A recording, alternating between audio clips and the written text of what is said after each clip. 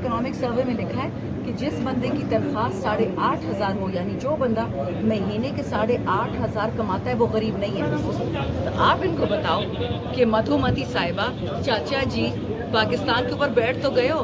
देखिए हुकूमत की जानब है कि 8,483 रुपए जिसकी माहाना आमदन है वो गरीब नहीं है।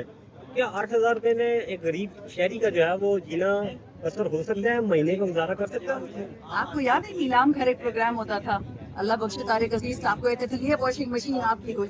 तो इस फाइनेंस मिनिस्ट्री को पूरा नीलाम घर मुबारक हो कि क्या कामयाबी से उन्होंने गरीब की कमर मजीद तोड़ दी है।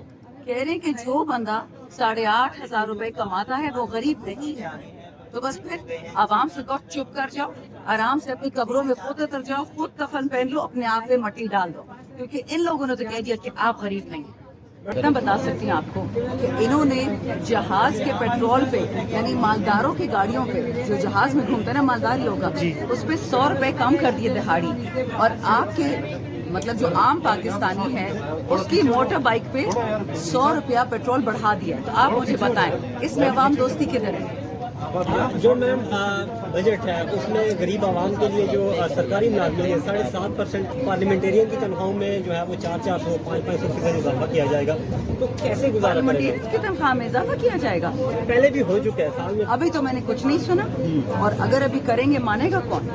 इस वक्त जो हालात है पाकिस्तान के, हाँ जो बेचारा पाकिस्तान का मुतवस्सित तबका है जो ग्रेड 16 से नीचे है, अगर उनके लिए ये बढ़ाते हैं मैं उसकी दाद दूंगी। ग्रेड 16 से नीचे हर बंदे को मैं गरीब समझती हूँ। 2022 में कर्जा था पाकिस्तान का 49 ट्रिलियन, जो कि 78 ट्रिलियन से तजावुज कर चुके हैं। तो इसके बाद आप कर्जा बढ़ता देख रही है या?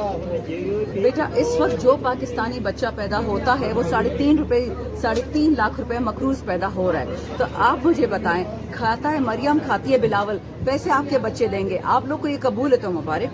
अपोजिशन ऐवान में अवाम के लिए कोई रिलीफ हासिल करने में कामयाब हो सकती है? ये सारे अंदर फॉर्म 47 वाले बैठे हुए हैं, हम फॉर्म 45 वाले हैं। अगर आज इमरान खान की हुकूमत बनी होती जो 180 MNA हम जीते थे तो आज ये जुल्म आप ना देखते। लेकिन देखेंगे ये बजट कमर तो टूट चुकी है अवाम की, अब तो सर भी फोड़ेंगे।